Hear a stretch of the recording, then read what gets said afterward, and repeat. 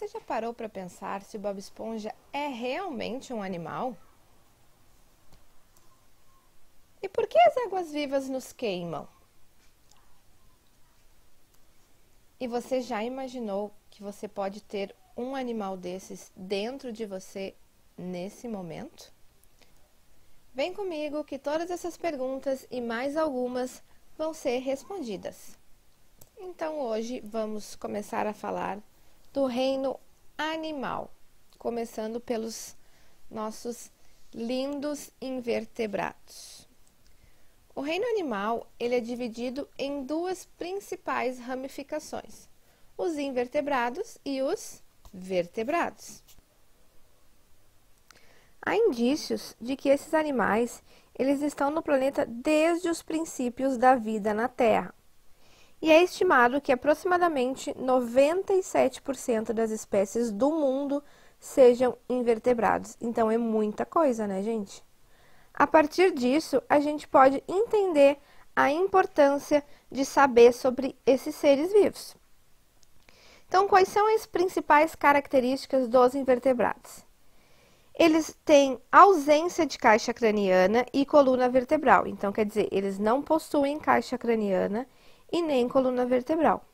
Como eles não possuem nenhum esqueleto interno, eles costumam ser chamados de animais de corpo mole. E apesar do esqueleto ser justamente a principal diferença entre os animais vertebrados e os invertebrados, é importante que a gente conheça um pouco mais a fundo sobre esses seres.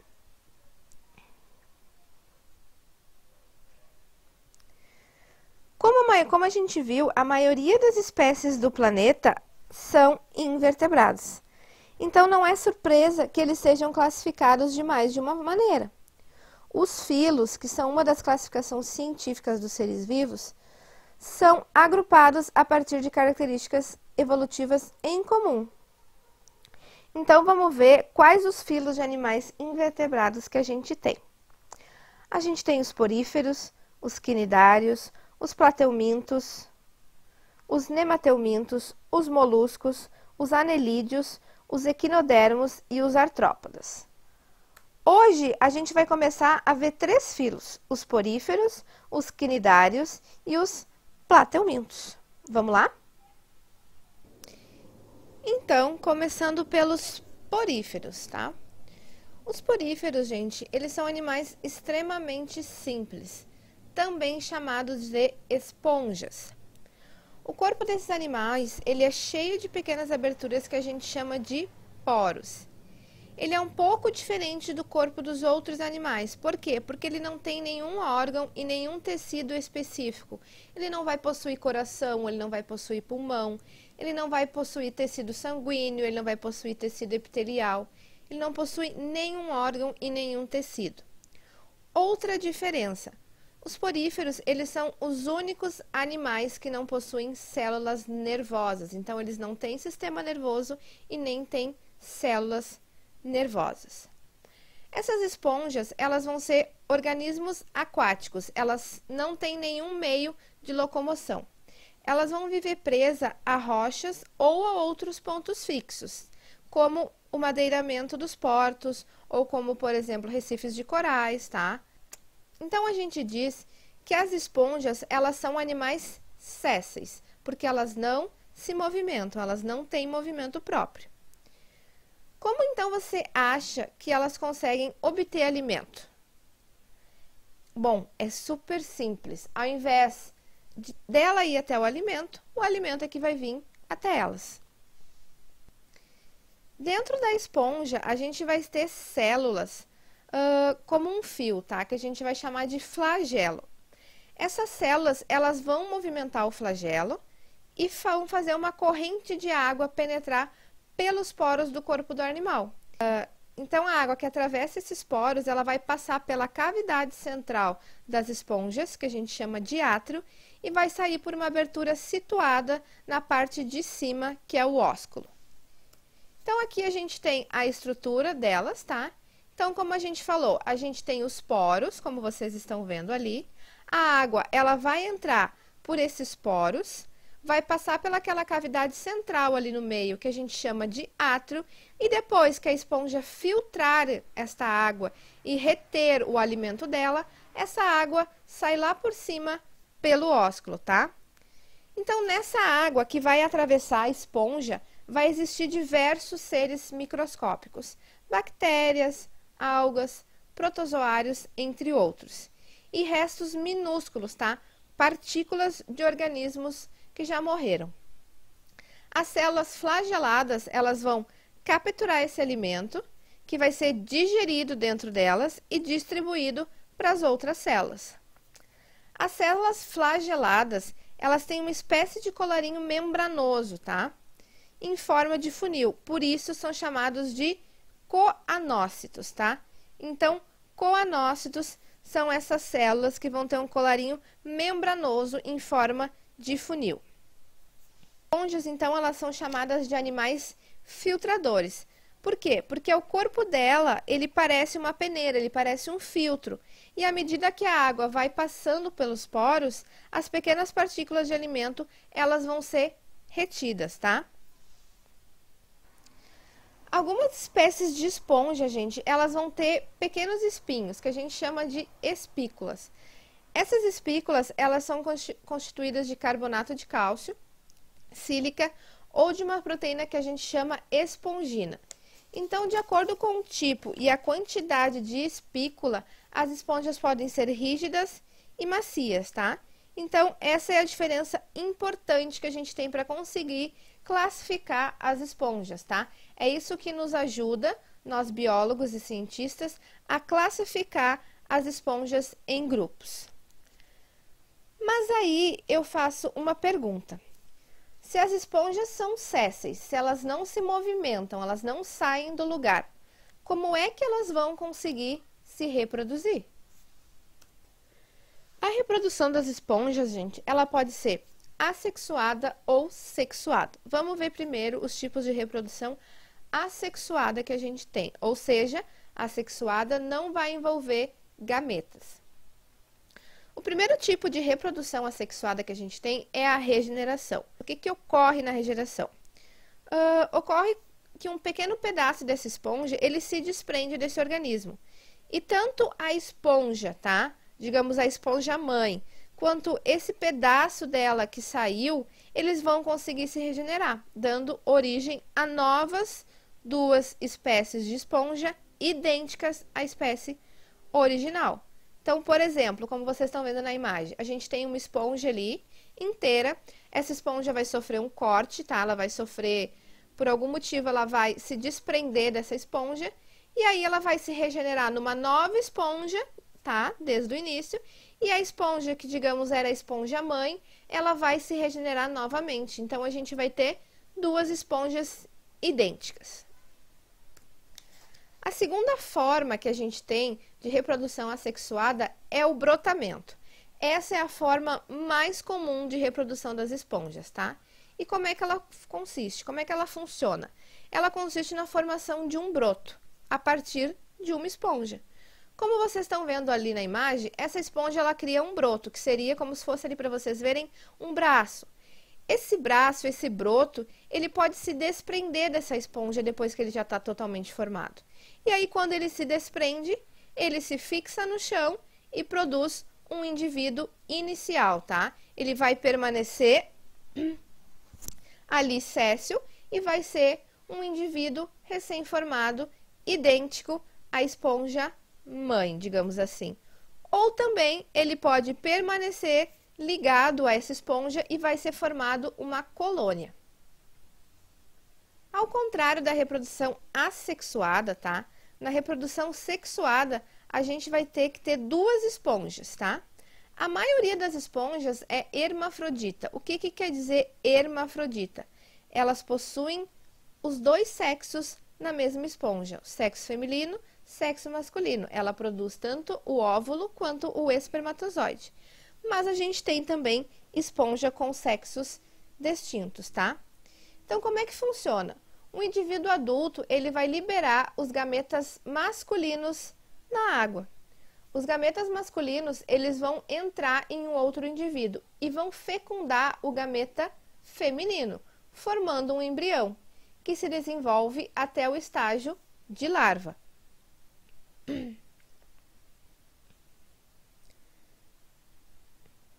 Essa fecundação, então, gente, como a gente viu, e o início do desenvolvimento desse embrião vão ocorrer no interior do corpo da esponja mãe.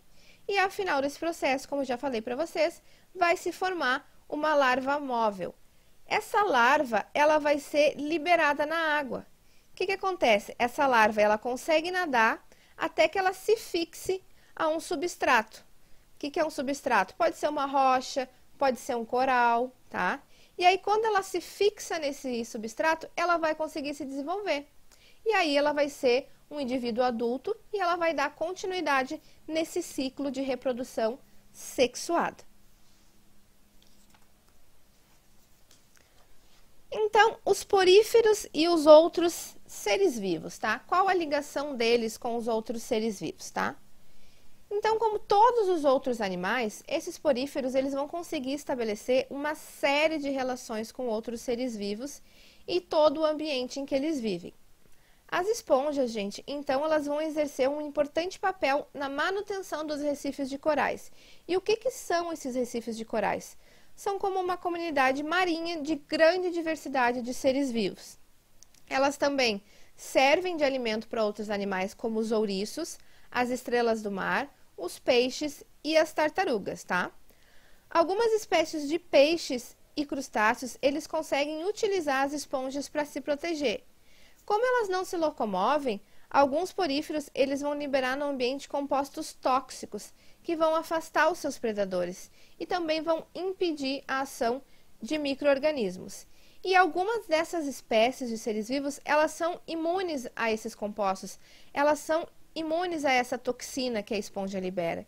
Então, elas podem usar essa esponja como abrigo e como o depósito para os seus ovos. Então, elas depositam os seus ovos ali dentro da esponja para que esses ovos consigam se desenvolver, se tornando peixes novos, tá? Sem que os predadores consigam se alimentar desses ovos.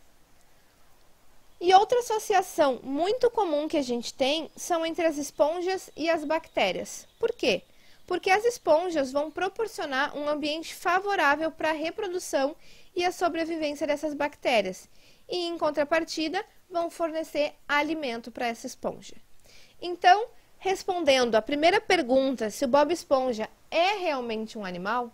Sim, o Bob Esponja, ele é um porífero, ele é uma esponja. Por isso que o desenho se passa todo no fundo do mar. Claro, seria muito legal se a gente pudesse conversar com as esponjas e as esponjas se locomovessem e usassem roupinhas como o Bob Esponja. Mas não, tá, gente? Isso é só ficção. Mas o Bob Esponja, sim, é um animal e é um porífero, tá? A gente vai ver ao longo dos vídeos, eu vou trazer para vocês, ao longo dos filos, alguns animais que a gente encontra lá no desenho do Bob Esponja. Eu vou dizer para vocês a qual filo eles pertencem. Então, agora, vamos começar a ver o filo dos quinidários, esses lindos animais que muita gente sofre no verão quando entra no mar, tá? Mas vamos conhecer eles um pouquinho para depois a gente ver o que é que eles fazem, o que acontece que eles nos queimam. Então, os quinidários, eles são animais aquáticos, tá? O nome quinidários vem do grego quinidos, que quer dizer urticante, tá? Então, aí já é uma pista do porquê que eles nos queimam. Então, eles são animais aquáticos, principalmente marinhos, mas a gente também tem espécies que vivem na água doce. Algumas espécies, elas vão ser sésseis, que nem as nossas esponjas, elas não vão conseguir se locomover. E como exemplo de espécies sésseis, a gente tem as hidras, as anêmonas e os corais. E outras vão ter vida livre, vão conseguir digamos, nadar por todo o nosso oceano, que são as águas vivas e as nossas caravelas, tá? Esses animais também, eles podem ser chamados de selenterados. Por quê? Porque essa nomenclatura, ela deve-se ao fato desse ser o primeiro grupo, gente, o primeiro grupo animal que vai apresentar uma cavidade digestiva, ou seja, selo é oco e enteros quer dizer intestino. Então, o primeiro grupo que vai apresentar uma cavidade digestiva são os quinidários, tá? Então, os quinidários, como a gente viu, eles apresentam duas formas, as fixas e as móveis. As fixas a gente vai chamar de pólipos e as móveis a gente vai chamar de medusa. Os dois tipos, eles vão possuir tentáculos, tá? Esses tentáculos é que vão ajudar eles a capturar a presa, a capturar o alimento deles. Os tentáculos nos pólipos, eles vão ser voltados para cima, enquanto nas medusas, eles vão ser voltados para baixo, tá? Os pólipos, eles vão ter abertura na parte superior, que vai corresponder à boca, como está mostrando na imagem para vocês. E as medusas vão ter uma abertura correspondente à boca, localizado na parte inferior, como está mostrando para vocês. A gente vai ter também quinidários que vivem ligados uns aos outros, e eles parecem ser um único indivíduo. Essa reunião de diversos indivíduos, em que cada um tem sua função, vai caracterizar uma colônia, como os corais e a caravela portuguesa, tá? A caravela portuguesa, ela é uma colônia composta de vários pólipos com funções diferentes. Um pólipo é o pólipo flutuador, que é uma estrutura cheia de gás com cerca de 30 centímetros de altura, e outros vão formar os longos tentáculos que podem atingir até 20 metros de comprimento, que vai ser especializado na defesa e na captura de alimentos. Outros ainda vão cuidar da digestão e do alimento e da reprodução desta colônia, tá? Aí a gente viu que eles possuem tentáculos, tá? Nesses tentáculos é que vai estar as células urticantes, que a gente chama de quinidócidos. Cada quinidócito, ele vai possuir uma cápsula chamada nematocisto, que abriga um tubo enrolado contendo uma substância tóxica que causa lesões na pele. Então, ao serem tocados, esses quinidócitos liberam essas toxinas, paralisando a presa ou afastando um possível predador. Então, aqui a gente tem um esquema para vocês mostrando uma hidra, tá? A hidra, ela é um pólipo. Está mostrando as células sensoriais dela, vários tipos de células, células digestivas. Está mostrando para vocês como é o nematocisto, que é onde vai estar a cápsula com toxina, tá? E o quinidócito, que recolhe esse nematocisto. Então, a gente tem o quinidócito, que faz o recolhimento desse nematocisto. E o nematocisto com a cápsula de toxina. E ao lado, a gente tem o quinidócito sendo desenrolado, tá? E descarregando a toxina. Então, respondendo a segunda pergunta que a gente teve lá no início do vídeo, é por que essas águas vivas, elas nos queimam? Por causa desses quinidócitos, tá? Na verdade, elas não nos queimam por querer, tá? Esses animais, eles não têm olhos. Então, pensem comigo, ele tá nadando, tá? Tranquilamente lá no oceano, que é o lugar dele, que é o habitat dele. Então, nós é que estamos invadindo, tá? Ele tá nadando lá e aí ele bate na nossa perna. Quando ele bate na nossa perna, ele não sabe que é uma perna de um ser humano. Para ele, é algum animal que ele pode capturar e se alimentar. Então, quando ele bate, ele vai liberar aquele filamento urticante e na ponta dele, ele vai ter como se fosse um espinho que vai liberar essa substância tóxica no nosso organismo, tá? Então, é assim que funciona. Mas por que tem gente que passa mal a ter que ir para o hospital, fica com febre, fica marcado, outras pessoas só sentem uma ardência normal? Essas pessoas, gente, que chegam a ir para o hospital com febre, não é frescura, não está querendo chamar atenção. Como se trata de uma toxina, cada organismo vai reagir a essa toxina de uma forma diferente. Pode ser que eu, Patrícia, eu tenha só uma leve ardência, mas pode ser que um de vocês que está assistindo esse vídeo vá para o hospital, tenha febre, tenha muita dor. Por quê? Porque é um veneno, é uma toxina que ela está largando na gente, tá? E isso ocorre muito nos nossos mares aqui no Rio Grande do Sul, tá? Principalmente na época de veraneio. O que a gente tem que evitar, tá? Se tem muita água-viva dentro d'água, a gente dá uma evitada de entrar ou entra com mais cuidado. tá? Em caso da gente ter algum acidente com essas águas-vivas e as caravelas, a gente tem que primeiramente parar o alivrador inicial. Como é que a gente faz isso? Com compressa gelada, sendo com pacote fechado de gelo, tá, gente? Não é pegar o gelo e botar direto ali, porque senão a gente pode queimar a pele. Em seguida, a gente lava esse local da lesão, que pode ser com ácido acético. O que é o ácido acético? É o vinagre. Só que a gente não esfrega a região, a gente só vai largando o ácido acético ali em cima. E posteriormente, a gente pode fazer compressa do mesmo produto, que deve ser aplicado por cerca de 10 minutos para evitar o aumento desse envenenamento, tá? É importante que a gente não lave com água doce quando a gente é submetido por uma água-viva, tá? Por quê? Porque a água doce pode piorar o quadro do envenenamento, tá? Então, em caso de acidentes com água-vivas e caravelas, os pacientes só devem procurar assistência médica para avaliação clínica se for necessário, tá? Se não, faz esses procedimentos e tá tudo tranquilo, tá? Caso ocorra dessa água-viva, ela conseguir fixar esses tentáculos, que eles consigam se aderir na nossa pele, aí sim, a gente deve procurar um hospital ou um posto de saúde. Então agora vamos falar um pouquinho sobre os órgãos e os sistemas desses quinidários. Eles apresentam órgãos e tecidos verdadeiros, tá? Diferentemente lá dos poríferos, que não tinham órgãos e não tinham tecidos verdadeiros. Então, os quinidários, eles vão possuir sistema digestório incompleto. Por que incompleto? Pois a cavidade digestória deles apresenta apenas uma abertura, que é a boca. Então, eles não possuem ânus. Então, por isso que a gente diz que eles têm um sistema digestório incompleto. Eles também vão apresentar células nervosas que vão se distribuir pelo corpo deles. E os quinidários não possuem sistema respiratório, nem sistema circulatório, nem sistema urinário. As trocas gasosas e a distribuição de substâncias vão ocorrer pela passagem direta através da membrana celular. Os quinidários, então, eles são animais predadores. O que quer dizer isso? Eles se alimentam de outros animais, como peixes, crustáceos e plânctons, que vão ser capturados com os auxílios dos quinidócidos, que vão estar presentes lá nos tentáculos. O alimento, então, é levado da boca até a cavidade digestória, onde ele vai ser parcialmente digerido.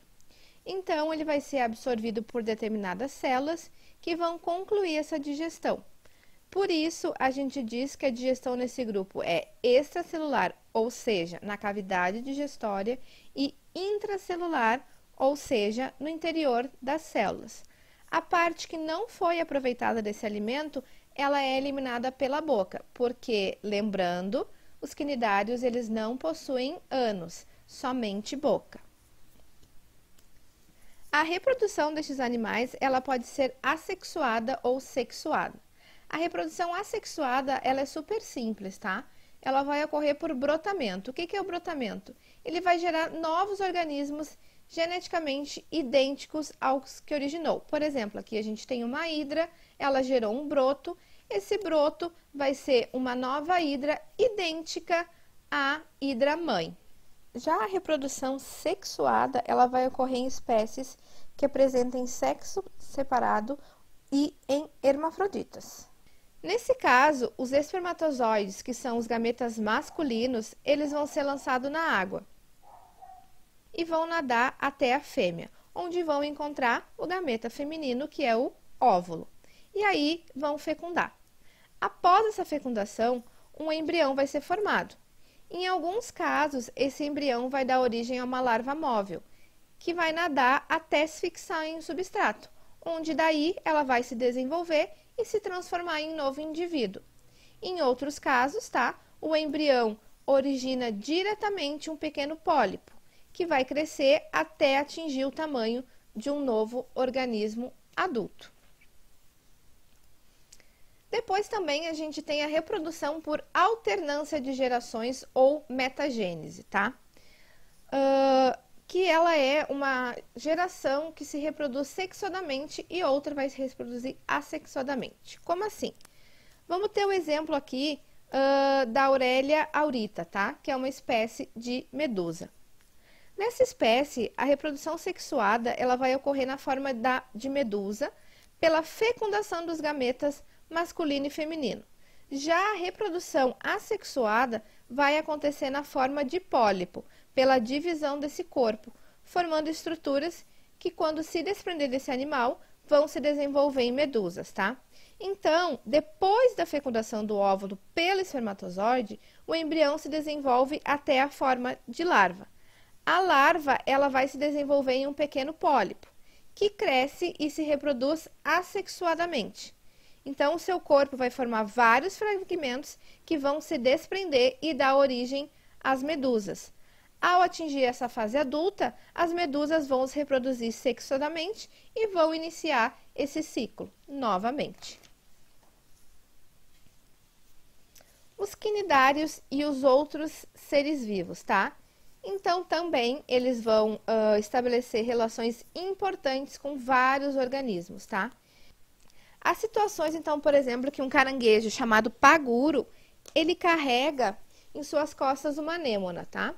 Os quinidócitos dessa anêmona vão afugentar os possíveis predadores do paguro, não vão deixar que os predadores cheguem até perto dele. E a anêmona, por sua vez, ela vai poder explorar novos ambientes, o que vai facilitar a captura dos alimentos. Porque, lembrando, anêmonas elas são pólipos e pólipos são sésseis. Outro exemplo de relação é a estabelecida entre os pólipos que vivem unidos e vão formar os nossos lindos corais. Esses pólipos, eles apresentam um esqueleto de calcário, que vai permanecer inteiro mesmo depois que este animal morra.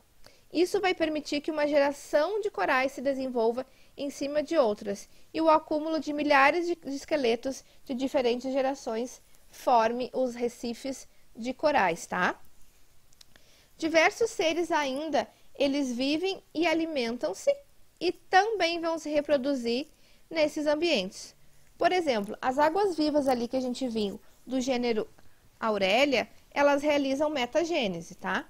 Na fase do pólipo, elas podem estar fixas em recifes de corais, que vão facilitar a captura de presas que vivem associadas a esses ambientes. E quando elas estiverem na fase de medusas jovens, quando elas vão conseguir se desprender desse pólipo, elas também podem obter alimento com mais facilidade, estando próximos aos recifes. Estima-se, gente, que 65% dos peixes de água salgada, eles vivem nos recifes de corais. Por isso que a gente tem que preservar esse ecossistema e ele é fundamental para a vida marinha, tá? E a gente acaba destruindo ele com a poluição jogada nos nossos mares, tá? Com os lixos jogados nos nossos mares. Agora vamos começar o último grupo, né? O último filo dessa aula, que são os plateumintos. Os plateumintos, eles são vermes com o corpo fino e achatado. Atualmente, a gente conhece cerca de 20 mil espécies desse grupo, tá? Algumas delas vão ser parasitas e podem causar doença, como as tênias. E outras, como a planária, elas têm vida livre e vão habitar ambientes aquáticos, como oceanos, rios, lagos ou ambientes terrestres úmidos, tá? Estes parasitas, tá? Esses vermes que podem causar doenças, eles podem ser ectoparasitas ou endoparasitas, tá? Os ectoparasitas, eles vão viver fora do corpo do hospedeiro, beneficiando-se dele, como, por exemplo, os nossos piolhos, quando a gente tem candelabro, quando é pequeno, tá? Ou, por exemplo, os carrapatos nos nossos cachorros. Já os endoparasitas, eles precisam viver no interior do organismo dos seus hospedeiros para obter o que necessitam. Então, como é que é a estrutura corporal destes animais? Os plateumintos, então, eles vão ser animais invertebrados de corpo alongado, eles não possuem perna nem carapaça. Eles podem medir poucos milímetros a alguns metros de comprimento. Embora alguns apresentam um corpo segmentado, a maioria vai ter corpo liso e não vai ter divisão aparente. Como, por exemplo, a planária, que a gente está vendo nessa fotinho, ela tem ocelos, tá? Ocelos não são olhos. Ocelos são olhos mais primitivos, tá? Ela vai apresentar uma boca, um tubo digestório e uma faringe. O corpo desses plateumintos é revestido por uma fina camada de células que a gente chama de epiderme. Os animais de vida livre, eles possuem um muco que reveste essa camada e vai facilitar que eles se movimentem. Já nos parasitas, essa camada é protegida por uma cutícula que impede a ação das enzimas digestivas do hospedeiro, tá? E além disso, eles apresentam simetria bilateral. O que quer dizer isso? Quer dizer que a metade direita e a esquerda, elas são complementares, elas são espelhadas. Então, vamos falar um pouquinho dos órgãos e sistemas desses plateumintos. Eles apresentam estruturas e sistemas mais complexos se comparados aos quinidários e aos poríferos, tá? Vocês vão ver que cada filo que a gente for vendo, ele sempre vai ser um pouco mais complexo que o anterior, tá? Então, nos plateumintos, o tubo digestório, ele ainda é incompleto, só que ele é ramificado. A boca, ela vai estar presente lá na parte ventral do animal. Ela possui uma faringe que se estende para fora do corpo e é responsável por capturar e direcionar o alimento para o intestino do animal. Assim como os quinidários, a digestão é extracelular e intracelular e os resíduos também vão ser eliminados pela boca, porque os plateumintos também não possuem ânus. Eles também não possuem sistema respiratório nem circulatório. A respiração deles é do tipo cutânea, tá? Que quer dizer isso, eles respiram através da pele.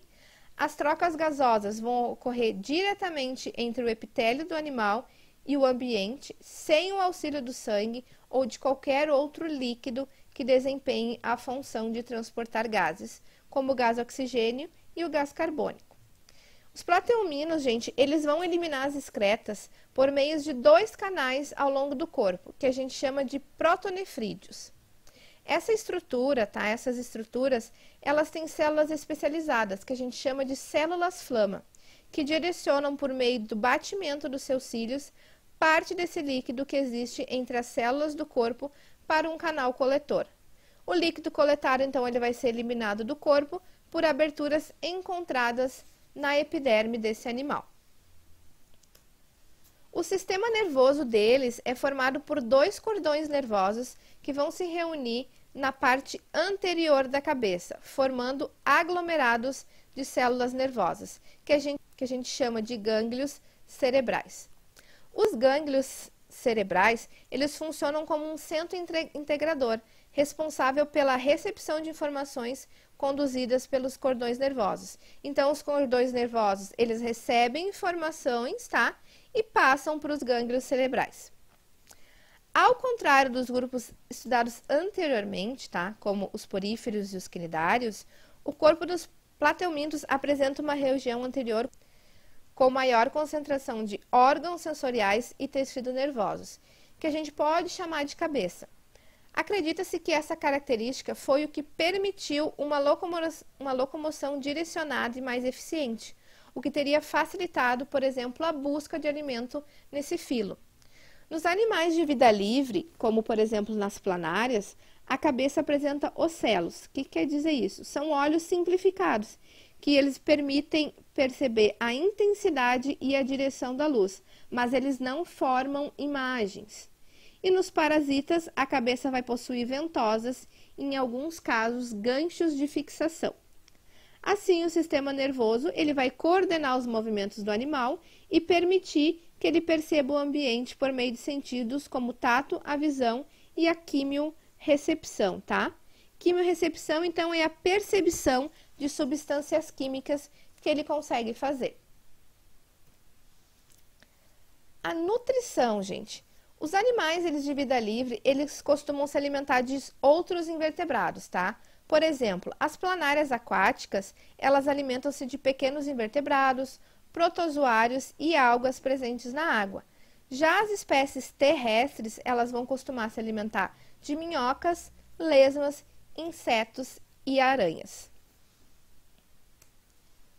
A gente também vai ter nesse grupo, tá? Nesse filo, 2 tipos de reprodução, a reprodução assexuada e a sexuada. Então, vamos ver agora a reprodução assexuada. Os plateumintos, gente, eles têm grande capacidade de regeneração. Então, essa característica vai permitir que a planária ela se reproduza assexuadamente. Então, o que acontece? Ela consegue esticar o corpo dela e se partir em duas, tá? Ou isso pode acontecer por um agente externo. A gente pode conseguir uma planária, tá? Cortar ela e aí a gente vai ver que em dias, tá? Ela vai ter se regenerado e vai ter duas planárias novas. Cada um desses fragmentos, então, vai se regenerar e vai dar origem a um organismo completo. Na reprodução sexuada, tá? As planárias, elas são hermafroditas, mas mesmo elas sendo hermafroditas, são necessários 2 indivíduos para que ocorra essa reprodução sexuada. Então, durante a cópula, as planárias, elas trocam espermatozoides e ambas vão ser fecundadas. Após a fecundação, o ovo origina uma pequena planária. Por isso, a gente diz que o seu desenvolvimento é direto, ou seja, ele não tem fase larval como nos quinidários e nos poríferos. As tênias, tá? Elas também são hermafroditas, mas elas se reproduzem por autofecundação. Nesse tipo de reprodução, o que acontece? A tênia ela não vai precisar de outra tênia para realizar a reprodução sexual. Cada anel do corpo desse animal vai possuir estruturas de reprodução, femininas e masculinas, que vão se autofecundar. E ao final desse processo, os anéis que vão estar cheios de ovos, eles são expulsos com as fezes do hospedeiro. Nesse caso, o desenvolvimento é indireto, ou seja, tem fase larval. Então, assim, gente, os plateumintos, eles podem ser parasitas humanas, tá? E podem causar diversas doenças. E essas doenças são chamadas verminoses. No Brasil, a gente tem uma grande incidência de doenças provocadas por vermes, como a teníase e a cisticercose e a esquistossomose, tá? A gente vai ver agora um pouco sobre a teníase e sobre a cisticercose. Bom, as tênias, elas são popularmente chamadas de solitárias, tá? O corpo delas é alongado em forma de fita e pode medir até 20 metros de comprimento, mesmo com poucos milímetros de largura. A espécie de plateuminto encontrada na carne de porco é a Taenia solium e na carne bovina é a Taenia saginata. Então, aí a gente pode voltar lá no nosso primeiro módulo. A gente tem duas espécies, Taenia solium e Taenia saginata, mas elas pertencem ao mesmo gênero Taenia. Quais são os sintomas de uma pessoa que está com a tênia, tá? Então, agora a gente vai responder a última pergunta que a gente fez lá no início do vídeo. Se a gente poderia ter um animal desse dentro da gente. Sim, a gente pode ter um animal desses dentro da gente, mesmo com 20 metros de comprimento, tá? Porque ele é um verme. A gente vai ver agora como que a gente pega ele, quais são os sintomas e qual a prevenção e o tratamento contra essa doença. Os sintomas, gente, vai ser dor abdominal, náusea, diarreia, perda de peso ou muita prisão de ventre, no caso da teníase.